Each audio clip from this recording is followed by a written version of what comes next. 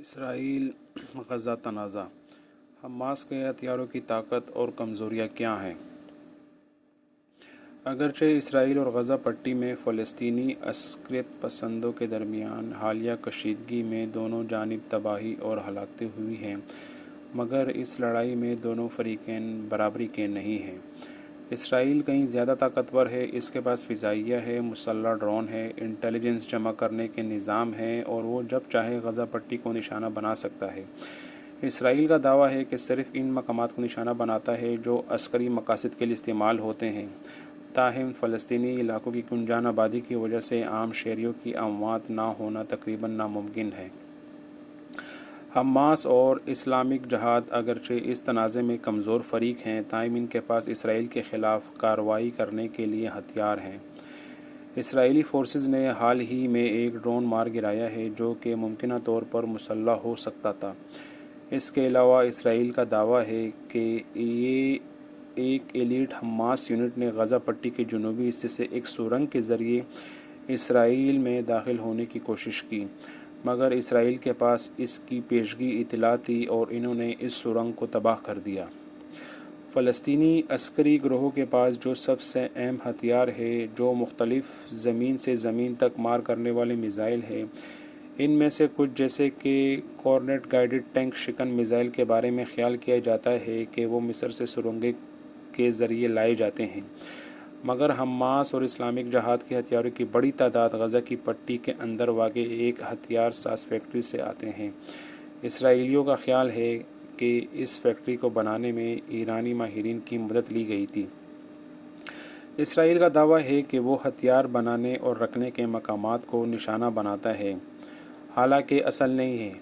حالانکہ حقیقت یہ ہے کہ اس کی آڑ میں اسرائیل عام آبادی کو نشانہ بناتا ہے تاکہ ان کی جو آبادکاری کا منصوبہ ہے وہ پایہ تکمیل تک پہنچ سکے۔ حماس کے پاس کتنے ہتھیار ہیں، اس بات کا اندازہ لگانا ناممکن ہے۔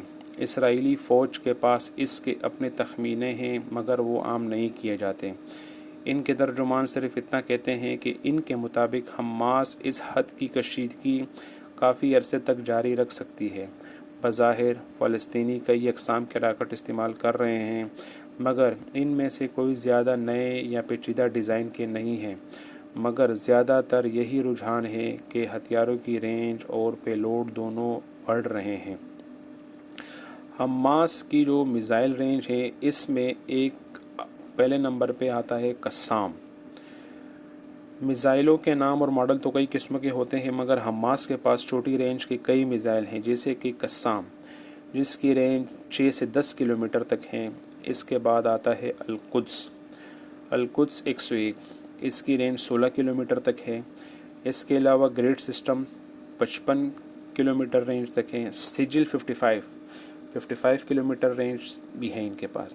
اس کے علاوہ سب سے کم رینج کے لیے مارٹر گولے استعمال ہوتے ہیں، مگر حماس کے پاس طویل رینج کے سسٹم بھی ہیں، جیسے کہ M75 75 کلومیٹر رینج، الفجر 100 کلومیٹر رینج اور 160 120 کلومیٹر تک مار کر سکتا ہے، اور کچھ M302 جو کہ 200 کلومیٹر رینج کے ہیں۔ تو یہ واضح ہے کہ حماس کے ہتھیار تل ابیب یا یروشلم کو نشانہ بنا سکتے ہیں، اور اسرائیل کے ساحلی علاقے جہاں پر اس ملک کی زیادہ تر آبادی اور اہم ترین تنصیبات ہے، اس کو بھی نشانہ بنا سکتے ہیں۔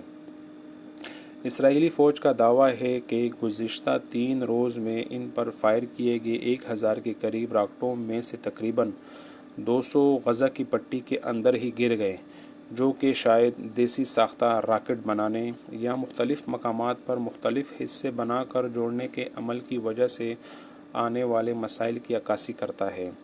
اسرائیلی فوج کا یہ بھی کہنا ہے کہ داغے گئے راکٹوں میں سے 90% کو ان کے آئرن ڈوم سسٹم نے انٹرسیپٹ کر لیا ہے۔ ناظرین، آئرن ڈوم سسٹم اسرائیل کا اپنا سسٹم ہے جو کہ ہوا میں میزائل کو ان کے آئرن ڈوم سسٹم سے میزائل جو چھوڑا جاتا ہے تو دشمن کا جو میزائل ہوتا ہے اس کو ہوا میں اڑا دیا جاتا ہے۔ اس کو ان لوگوں نے آئرن ڈوم سسٹم دیا ہوا ہے۔ یہ سسٹم امریکہ کا بھی ہے، ان کا نام ہے پیٹریوٹک میزائل سسٹم، اور رشین کا بھی ہے. رشین کا سب سے بہتر ہے پوری دنیا میں. دوسرے نمبر پہ امریکہ آتا ہے. امریکہ کاسٹلی بہت ہے اور رشیا کا کافی سستا ہے. حالیہ دنوں میں حالیہ برسوں میں ترکی نے بھی رشیا سے پرچیز کر لیا ہے. مگر آئرن ڈوم کا ایک حصہ جو کہ ایشکیلون شہر کا دفاع کر رہا تھا، تکنیکی خرابی کی وجہ سے حالیہ کشیدگی میں آف لائن تھا. یہ مکمل طور پر 100% کامیاب میزائل شکن نظام نہیں ہے. میزائلوں کے خلاف آپ کے پاس بہت محدود آپشن ہوتے ہیں. آپ میزائل شکن نظام کا استعمال کر سکتے ہیں. آپ میزائل بنانے اور رکھنے کی تنصیبات کو نشانہ بنا سکتے ہیں اور کہنے کو آپ زمینی آپریشن کر کے میزائل لانچر کو پیچھے دھکیل سکتے ہیں، مگر ایسا کرنا اس معاملے میں ممکن نہ ہوگا. فلسطین کا ایک مسئلہ یہ ہے کہ ان کے پاس اسٹریٹجک ڈیپتھ نہیں ہے اور جانے کوئی جگہ نہیں ہے. زمینی آپریشن سے میزائل حملے کم ہو جاتے ہیں، مگر جیسا اسرائیل کے 2014 کے پچھلے آپریشن میں ہوا تھا، 2251 فلسطینی جن میں سے 1462 عام شہری تھے شہید ہوئے تھے اور 67 اسرائیلی فوجیوں سمیت 6 عام شہری واصل جہنم ہوئے تھے. راکٹ حملوں اور اسرائیلی حملوں کا یہ سائیکل کسی بھی فریق کو کامیابی نہیں دیتا. زیادہ سے زیادہ یہی ہوتا ہے کہ اس کے بعد کچھ عرصے کے لیے امن ہوتا ہے اور پھر وہی کہانی. بہت سے لوگوں کا کہنا ہے کہ یروشلم میں کشیدگی اس مرتبہ لڑائی کی وجہ بنی، جبکہ ظاہر ہے کہ اس مرتبہ جو کشیدگی کی شروعات ہوئی وہ یروشلم میں مسجد اقصیٰ میں اسرائیلی کی بربریت کی وجہ سے نہتے فلسطینیوں پہ دوران نماز اور اعتکاف پہ جو ان لوگوں نے ظلم کیا، بربریت کی، اس کے وجہ سے یہ ساری لڑائی کی وجہ بنی، جس سے ظاہر ہوتا ہے کہ اس تنازع کو آپ نظر انداز نہیں کر سکتے. مگر جیسے جیسے عرب حکومتیں اسرائیل کے ساتھ امن معاہدے کر رہی ہیں، فلسطینیوں میں داخلی طور پر اتحاد نہیں ہے اور یہ معاملہ اسرائیلی قیادت کے ایجنڈے پر بھی نہیں ہے، تو مشکل ہی ہے کہ امن کی طرف معاملات بڑھیں. اس کے لیے آپ کو فریقین میں امن کے لیے حقیقی چاہ اور بیرونی طاقتوں کی طرف سے زوردار اور دیرپا کوششیں درکار ہوں گی. ابھی ظاہر ان میں سے کوئی بھی حالات موجود نہیں ہیں.